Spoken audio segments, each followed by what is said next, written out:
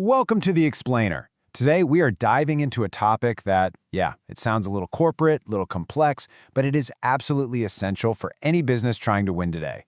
We're talking about data governance, and we're going to demystify it by looking at a real-world corporate masterclass, showing you exactly how you get from total data chaos to crystal clear clarity. So here's our game plan. We're going to follow a simple 6-part journey.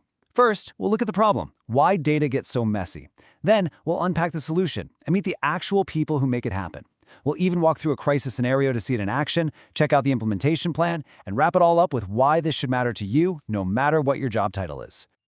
All right, let's get right into it. Section 1, why your data is a mess. Because before you can appreciate the solution, you have to feel the pain of the problem. And believe me, the cost of data chaos is incredibly high. You know you have, right? You're sitting in a meeting. Sales has one number for quarterly revenue, finance has another. Who do you believe?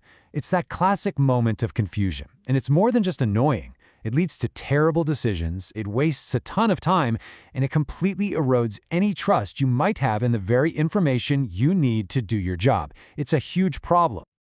So, how on earth do you begin to clean up a mess that big?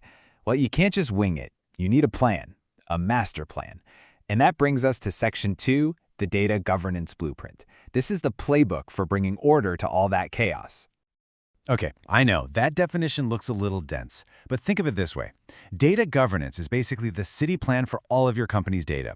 It sets up the rules of the road, the zoning laws, everything you need to make sure all the different parts are built right, are secure, and can actually work together seamlessly. And here's the most important part. This is not just some techie cleanup project. Not at all. Good data governance delivers real, bottom-line business results. We're talking about getting a clear view on your costs, cutting down on risk, and, maybe most importantly, driving that cultural shift so your company can finally become truly data-driven. A brilliant plan is, let's be honest, pretty useless if you don't have the right people to bring it to life. So let's move on to Section 3 and meet the Data Guardians, the actual team that takes this blueprint off the page and makes it a reality. Now, the easiest way to think about this team is to split it into two camps. First, you've got your strategists. These are the data champions and owners, the senior folks who set the vision and are ultimately on the hook. And then you have your implementers. These are the data stewards and the subject matter experts, the people in the trenches making it happen day to day. Let's look closer at the data owner. Just think of them as the landlord for a specific data property, like all the customer data. They're a senior leader, and the buck stops with them for that data set. You know what their biggest fight is? Making sure their teams don't cut corners on data quality just to push a new project out the door faster. So, if the owner is the landlord, the data steward is the building manager. They're on the ground, responsible for the daily upkeep, fixing leaks, and making sure everyone follows the rules. And honestly, the hardest part of their job is being a diplomat. They have to persuade people from totally different departments to actually prioritize fixing data problems. And this chart shows something that's absolutely fascinating and critical. From most data stewards, this isn't their only job. It's actually a chunk of their time, maybe 20 to 40%, on top of their primary role. And that right there is the biggest challenge, finding the time to do this crucial governance work when your main job is screaming for your attention. Okay, so we've got the plan, we've got the people, now let's see how it all clicks together when things go wrong. Welcome to Section 4, Solving a Data Crisis. This is where we see the playbook in action. So just imagine. The big quarterly sales report is totally wrong. The numbers make no sense, and a major decision hangs in the balance. In a company without governance, this is pure chaos. It's frantic emails, it's finger-pointing, it's a mess. But with a solid framework in place, there's a calm, clear, step-by-step process. And this is that process. It's not chaos, it's a checklist. The issue gets logged with the data steward. They do some analysis to figure out what's going on, assess the damage, and then build a case for fixing it. Once that's approved, the fix is rolled out, and crucially, it's validated to make sure the problem is really gone for good. See? Methodical, structured, and effective. But wait, with all these people and all these steps, how do you keep it from getting confusing? Well, to make sure everyone knows exactly what their job is, the playbook uses a simple but incredibly powerful tool. It's called a RACI model. This little chart right here, this is the secret sauce. It's what prevents the "I thought you were doing that" problem.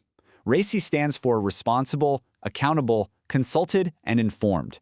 And for any task you can imagine, this matrix makes it crystal clear who's doing the work, who owns the final results, who needs to give their opinion, and who just needs an update. No more guesswork.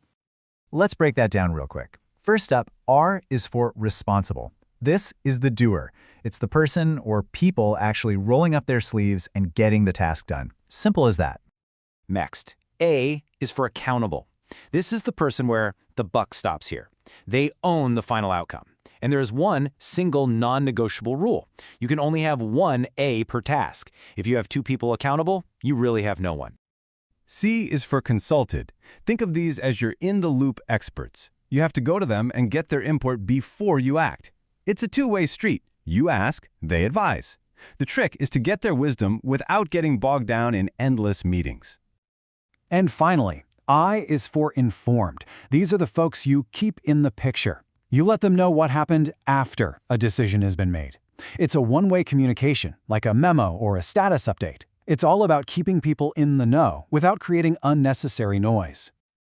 Okay, so that's the how it all works. But what about the when?